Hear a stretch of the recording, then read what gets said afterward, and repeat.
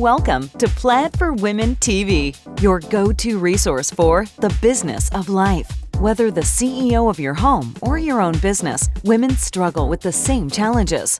At Plaid TV, we discuss real-life issues affecting real women and offer solutions to help you achieve your goals, get connected, and be heard. Together, we will change the world. Let's do this. No mean girls allowed.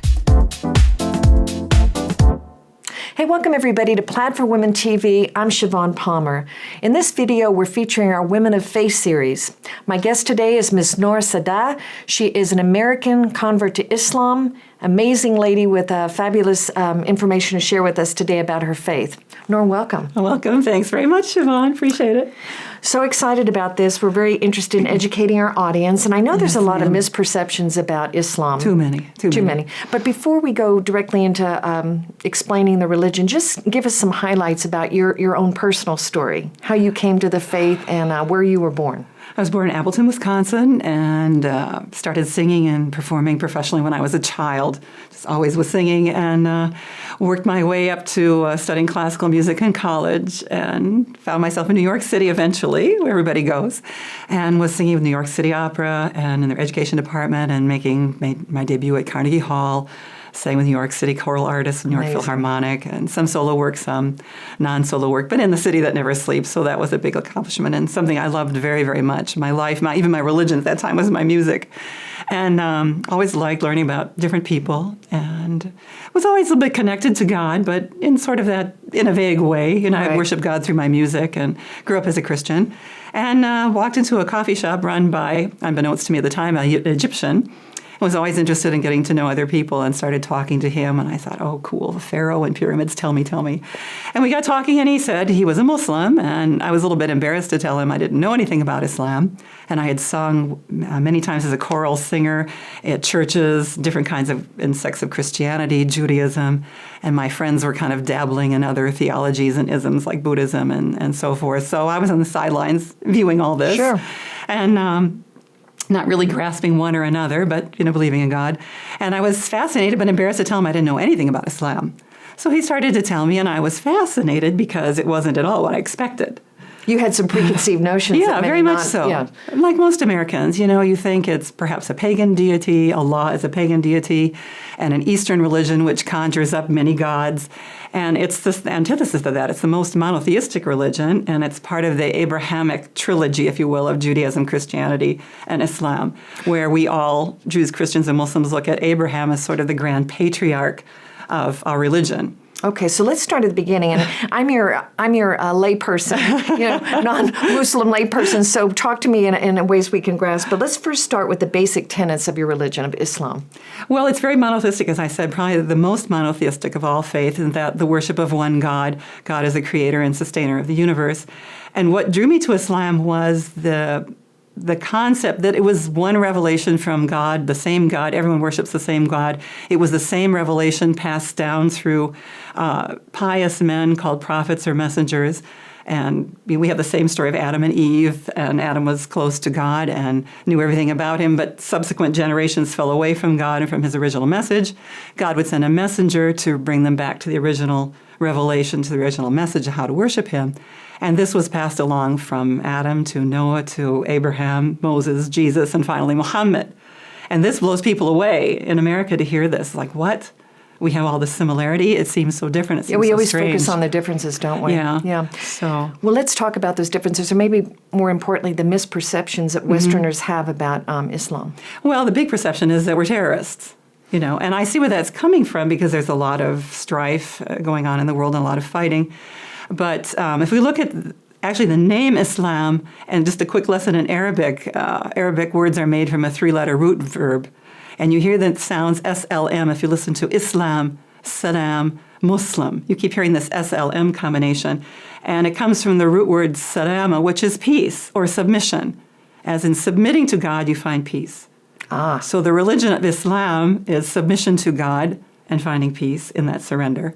And then a Muslim, if you put mu in front of something, it becomes a person who does it or who does the is practice part of that. of. Yeah, so a Muslim, not a Muslim, or Yeah. we have so many different pronunciations, but the most correct is Islam and Muslim. Muslim. Yeah. Okay. Now you've got a very unique story, being that you were born in this country, as you Yeah. said. You grew up Christian. So when you converted to Islam, were you accepted just as much as if somebody who had been born into the faith? Sometimes you're kind of a celebrity when Really? an American embraces Islam. And I embraced it quite quickly and quite strongly. Once I read through the Quran, I was very convinced that I was onto something important and truthful. So I came in, and I was an older woman. I was about 36. I was not a child, and I'd already been very independent, living on my own and so forth, and traveling a lot, reading a lot. So I came in strongly, and initially the first community rather treated me like a celebrity. And I did a lot of talking about it also, and Was that trying here to in get the the community. United States? Yes, here in my community, back in Appleton, Wisconsin.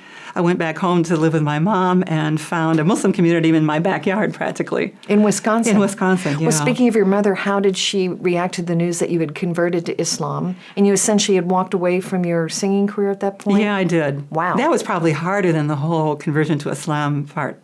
Most of us women that convert to Islam, our parents don't have so much a problem with the religion as they do with the dressing. Yes. It's like, okay, what you believe in your heart is fine, but we don't want to know about it on the surface. So that's where my mom and I kind of locked horns a little bit, which was sad because we were very close always. Sure.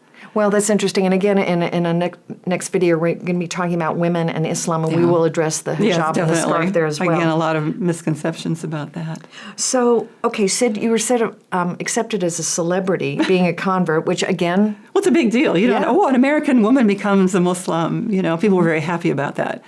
We hear other stories in other communities where people are sort of feted when they first become a Muslim, but then they're forgotten. Mm-hmm. And that's a big issue in our community, that we don't have the programs in place sometimes to take care of the converts, or reverts, as we sometimes call ourselves. To really help them stay in the community. And the loneliness will send people out in a way again. Because you have a family that you're on the outs with a little bit, right, because they don't understand what you're doing. And again, with the social media is really hurting us a lot these days. Oh, absolutely, yeah. So, well, let's talk about, before we get into that, because obviously that's a big issue. Yeah. What do Muslims believe about other religions in terms of tolerance or? This is what's lovely about it. What people don't know is how tolerant we must be according to the Quran, which is our holy book, which we believe is a divine revelation from God given to Muhammad through the angel Gabriel. And we believe each and every word is from God himself. And then we use the prophet Muhammad as an example of acting out what we're supposed to do. And tolerance and acceptance, and no man is greater than another man based on color or financial status. The one who is the best in the community is the one who has the most awareness of God in his daily life. Right. So it's not based on your finances, your wealth, your accumulation, earthly things that people... who you are in your community, all those earthly things, yeah. And people are people. Are there Muslims that throw that out the window? Of course. Sure. But it always comes down to a humanity issue and a humankind issue more than a religious issue. Absolutely. Our faults are, we can go two different ways as human beings. We can choose the right or the wrong.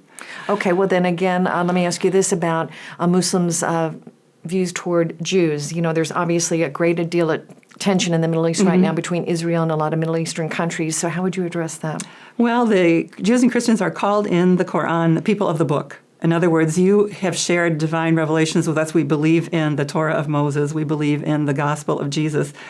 I have to say the original sources of those, we believe that a lot of it has been changed. So, but those are our partners in faith because we're all still on that same Abrahamic path. Yes. We revert back to Abraham as the father, great-grandfather of our religion. And we say that he was pure in faith and monotheistic. You're amazing. I mean, you were very scholarly. You've apparently spent many, many years studying the Quran and the religion, and it's remarkable. I've become much more of a scholar and a student of learning in being a Muslim. I can't seem to learn enough and study enough and travel enough, and that's something I really feel Islam has given me. me. That's wonderful. Okay, let me talk about the recent events with the extremist groups, particularly the horrific acts of ISIS. Yeah. So as a Muslim and you're trying to practice your faith and be a good citizen, you see this going on in the Middle East. Everything is horrific. It's all over social media, all over mainstream media. So how, in your opinion, how are mainstream Muslims dealing with this that's going on right now that unfortunately ties back to your people? Other than ducking our heads down, and refuting it all the time. From all our leaders everywhere refuting that this has nothing to do with Islam.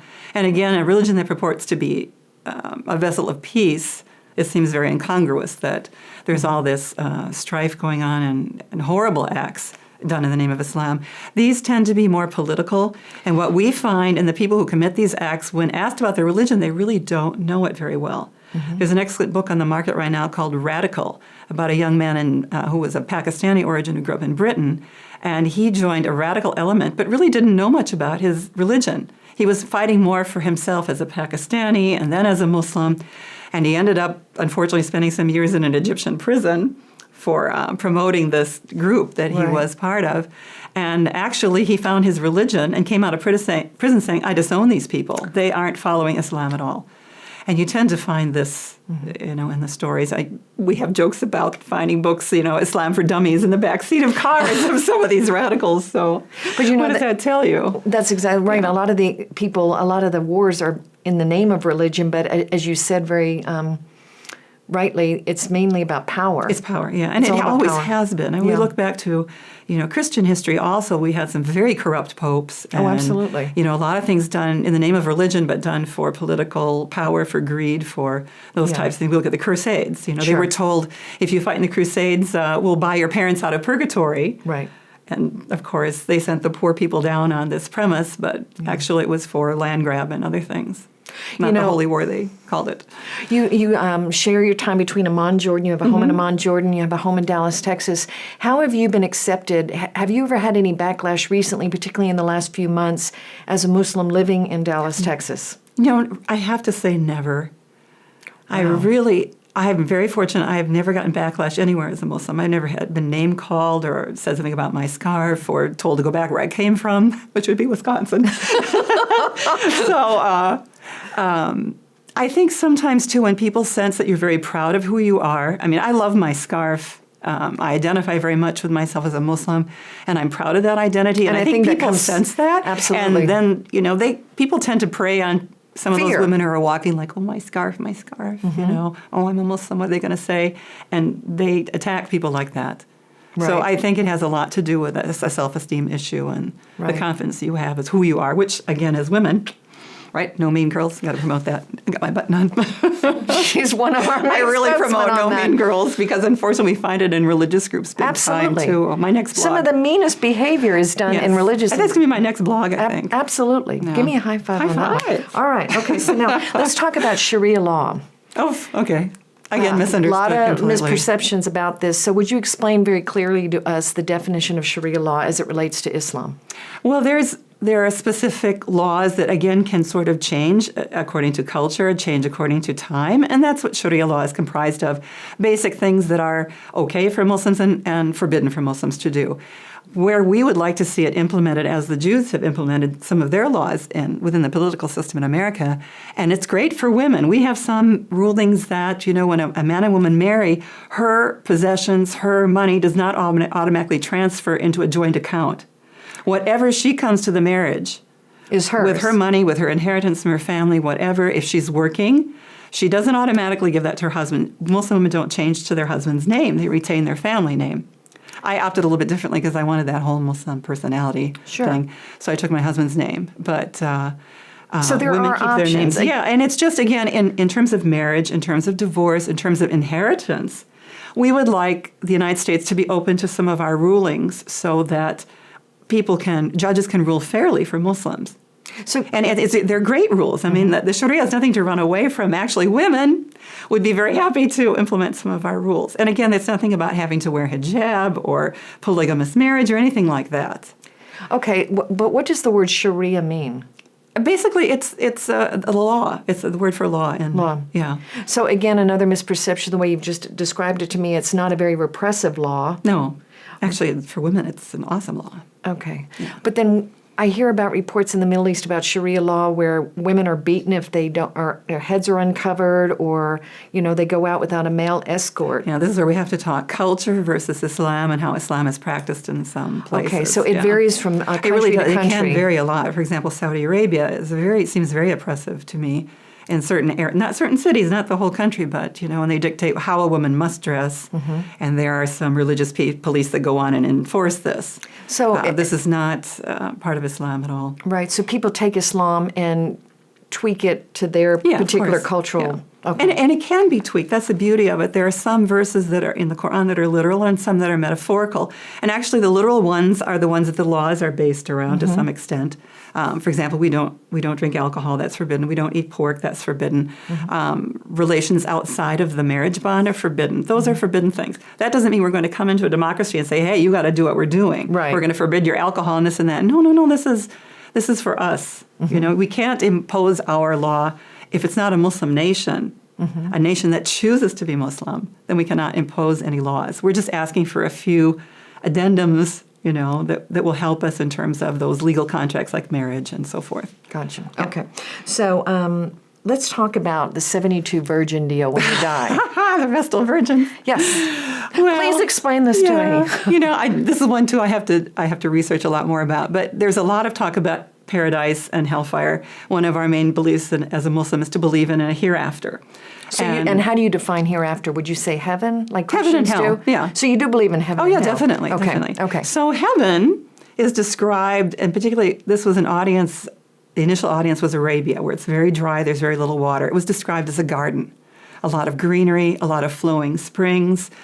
You're sitting back on velvet couches, and the fruit just comes to you, and you think about it, and you have people serving you.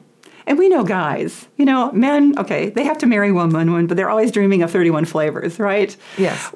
God talks about paradise in ways, in ways that we can appreciate, and he tells us the things that we would love the most to have. So it's almost like a metaphor? In a way, it could be literal, it could be a metaphor, but men are promised, very believing men are promised all these lovely women. Like sort of 31 flavors. I want a blonde tonight, I want a brunette tomorrow, I want a redhead. Okay, now what do the women get out of this? We also get people who serve us. And I always joke when I talk about Islam's audiences, I say, well, ladies, what do we like to do? We like to go out to eat. Why? Because we're not cooking.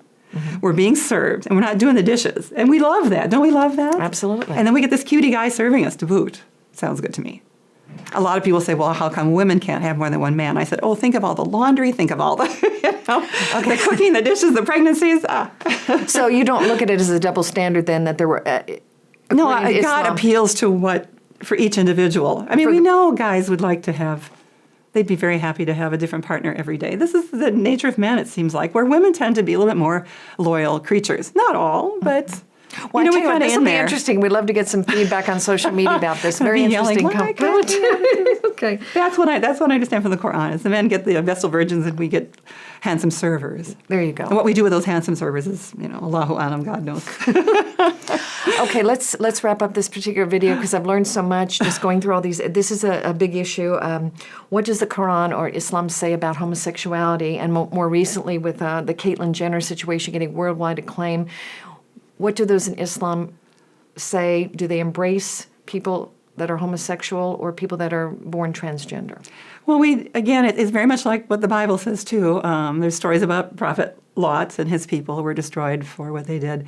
God condemns the action, but you don't condemn the person, There are a lot of verses in the Quran that say we have all kinds of inclinations from our lower natures, but what we're asked for is to choose other directions. And for us, we believe marriage is between a man and a woman, and that's the Islamic point on it. I have very dear friends that are of other persuasions, and I love them dearly, and I'm not about to judge them or whatever else. I love them, and I would share my feelings with them easily, but as people, I love them very much, and they've all added to my life so much. Beautiful. It's a very difficult subject, especially now, because it's very fresh. Well, you don't talk about sex, religion, or politics, period, essentially, or you get in trouble, right? We talk about religion a lot. So. Well, the king of Jordan is very highly regarded. I know he was in the military. He was a pilot and so forth. It's very interesting, the newsworthy event where he actually, after the Jordanian pilot was savagely killed by ISIS, where he actually went out with his unit. Yeah. And He and his wife are very progressive people in the Middle East. Very quickly. He tamped it down, yeah. Well, I think it behooves the world to keep Jordan as a very safe place politically and to live in. It's a home of an awful lot of refugees. There's an enormous Syrian refugee community on the border between Syria and Jordan in the desert, and I think it's topped about 1 million people. Wow. Probably will become a permanent city eventually. Wow. And of course, we've had a Palestinian influx. There are more Palestinians in Jordan than Jordanians, and still some refugee camps of Palestinians. So it's been a home to refugees, Iraqis and Libyans. All the Libyans came over after Gaddafi for health care. It's an open society and somewhat Western, but again, you feel Islam there very strongly. Sure. Particularly in the month of Ramadan that we're just finishing. Yes, and I know you wrote a blog for Plaid for Women called Ramadan 101, so I'd highly recommend people go to our website, plaidforwomen.com. It's a fascinating, very easy way to walk through the holiday, and I understand you're on day 30 today. We're on our last day. Woohoo! She's got one more day, can go back to the regular eating, right? Yes, tomorrow is our holiday. That's wonderful. Well, Noor, it's so fascinating, your story, and I look forward to talking to you further. If people want to reach out to you, get more information, please share with our audience how they can get a hold of you, or maybe go to your website and talk about our website is noorart.com, Noor, that's me, art, ART.com. You can write me at noor@noorart.com, and also I'm there on Plaid. Plaid for Women. Plaid for Women. You can read the blogs, and you can connect with me on Plaid as well. Noor, thank you. This has been a fascinating conversation. We busted through a lot of misperceptions today. I hope so. Please leave our audience with a final greeting. Okay. I'll say Assalamu alaikum, peace be with you all, and Eid Mubarak, a most joyous Eid tomorrow. Salam. So thank you so much. Girl power. Girl power all the way. There you go. No mean girls. Ladies and gentlemen, this is Siobhan Palmer with Plaid for Women TV on our Women of Faith series. We'll see you next time. Thanks for watching Plaid TV. See you next time.